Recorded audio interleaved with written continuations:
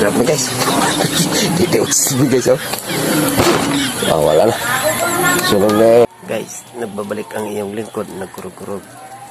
Kaunting kaalaman. Kung wala na kayong kawali, tuturuan ko kayo magluto ng itlog na gamit sa papel lang na walang kawali. Ito. Siyempre kuha tayo ng itlog. At pisain natin sa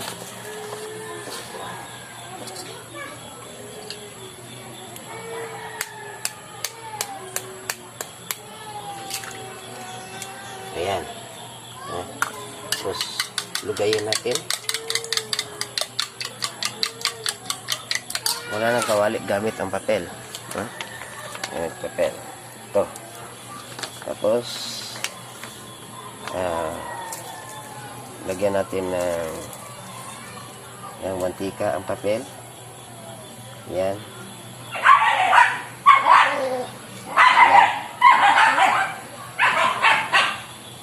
Tapos sisindihan mo yung kahoy. Tapos ganyanin lang. Kung wala na kong kawali sa bahay nyo, ito na lang gawin nyo. Halimbawa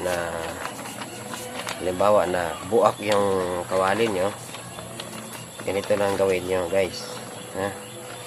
Dihugin muna ng mantika yung papel, saka tapos ito ilagay yung mantika sa papel, and then ganyan lang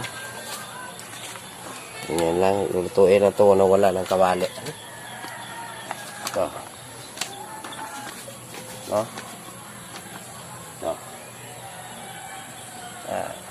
itlog na pinsanahan. Ayan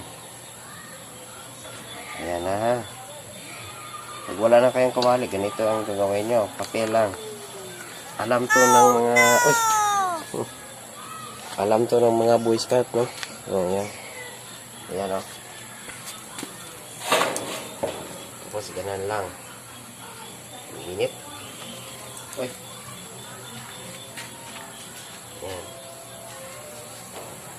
Ang init guys.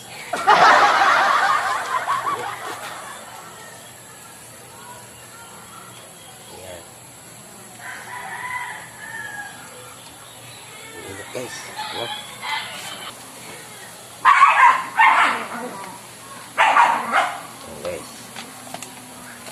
Masyadong init. Ganito na lang. Ayan natin. Hindi mainitan tayo.